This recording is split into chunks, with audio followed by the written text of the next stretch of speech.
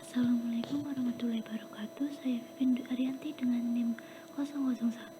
Di sini saya akan mempresentasikan review jurnal dari Scandirect dengan judul Beyond Budgeting: A High-Hanging Fruit, The Impact of Manager Mindset of the Advance of Beyond Budgeting.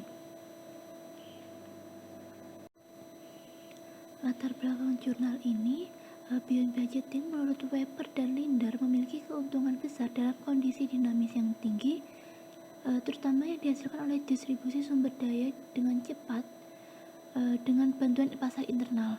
Nah, untuk memperkirakan peluang keberhasilan dan risiko kegagalan implementasi Beyond Budgeting ini, itu ada dinamika dan kompleksitas adalah faktor dampak dalam literatur saat ini.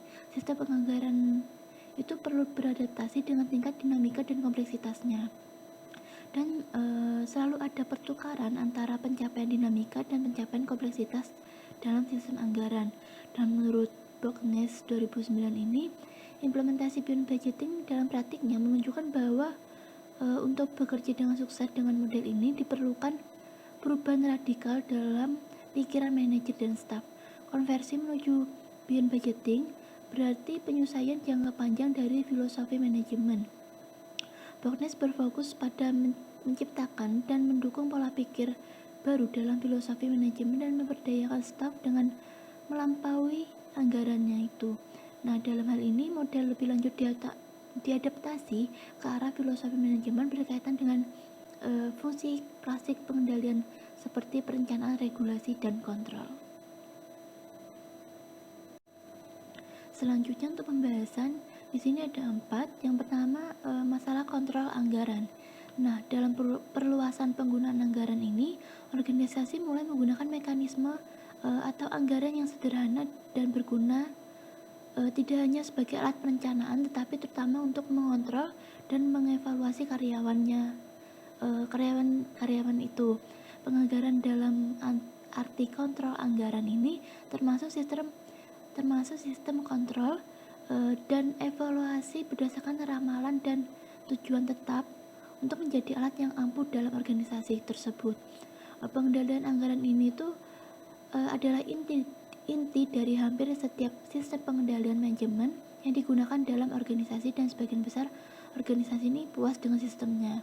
Salah satu masalahnya utama yang ditemukan yaitu sistem penganggaran top-down hierarkis menyebabkan masalah serius dalam hubungan manusia di tempat kerja, terutama ketika anggaran itu digunakan sebagai perangkat tekanan eksternal yang dikendalikan dari atas ke bawah. Nah, tekanan ini tuh menyebabkan banyak masalah seperti kelonggaran anggaran, manipulasi data, atau penolakan kerjasama antar departemen yang bersaing satu sama lain untuk mendapatkan sumber daya yang langka. Nah, untuk yang kedua ada evolusi sistem pengendalian manajemen. Nah, Beyond Budgeting menurut Weber dan Lindner ini memiliki keuntungan besar dalam kondisi dinamis yang tinggi, terutama dihasilkan dalam distribusi sumber daya yang cepat dengan bantuan pasar internal.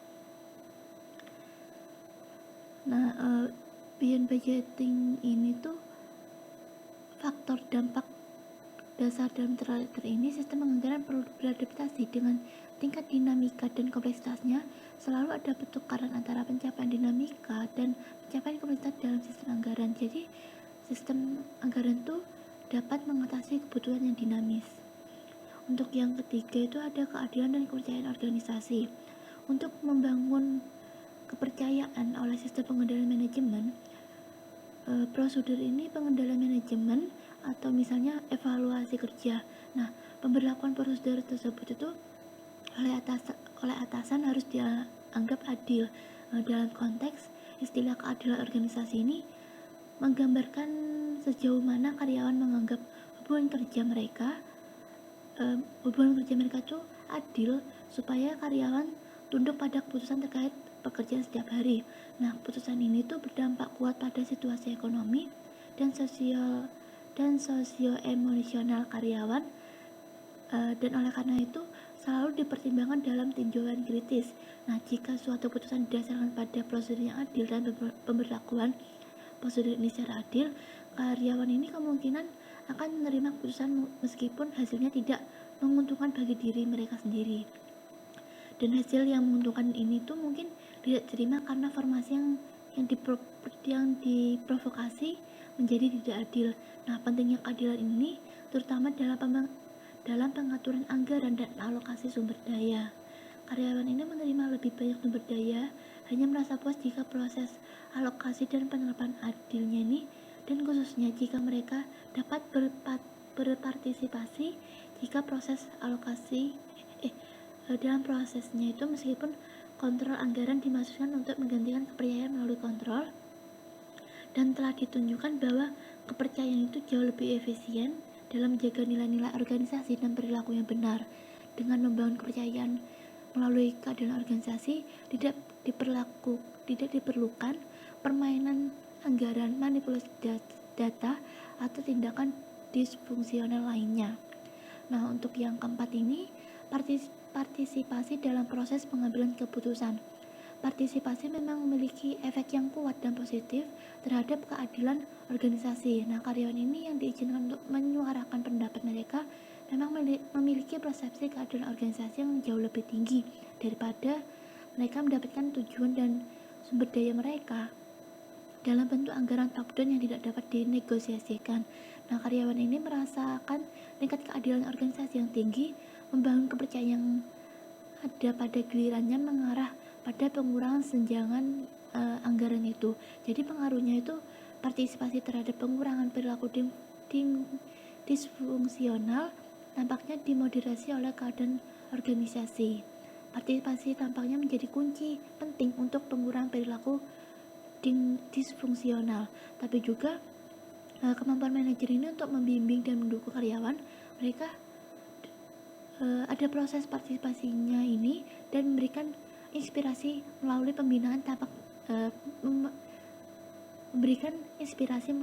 pembinaan dan itu penting untuk meningkatkan tingkat keadilan organisasi yang dirasakan. Untuk kesimpulannya yaitu secara keseluruhan gaya manajemen pembinaan yang memprovokasi karyawan yang berdaya dan bertanggung jawab ini adalah inti dari pendekatan beyond budgeting ini. Jadi organisasi yang bekerja menuju pendekatan ini mungkin memperoleh tingkat keadilan organisasi yang jauh lebih tinggi, termasuk semua keuntungan yang dijelaskan di atas tadi. Nah, kemampuan manajer dan karyawan untuk mengadaptasi sistem pembinaan dan partisipasi aktif ini dalam pekerjaan sehari-hari dan berpindah pada zona nyaman ke zona peregangan. Nah, mungkin faktor dari dampak terpenting terkait keberhasilan pendekatan beyond budgeting ini. Untuk menerapkan beyond budgeting ini dapat memperoleh keuntungan yang utama dalam organisasi berbasis pengetahuan, tetapi sistem ini tuh mungkin sulit diterapkan karena memerlukan perubahan pola pikir manajer dan karyawan. Sebagian besar organisasi belum siap untuk mengembangkan diri. Mungkin yang menjadi alasan mengapa melampaui penganggaran ini, sebuah sistem yang menawarkan keuntungan nyata dan membawa lebih banyak demokrasi ke organisasi bisnis tidak menarik bagi organisasi. Mungkin membutuhkan lebih banyak penolakan di pasar untuk membuat manajer berpindah ke zona nyaman, ke zona peragangan ini.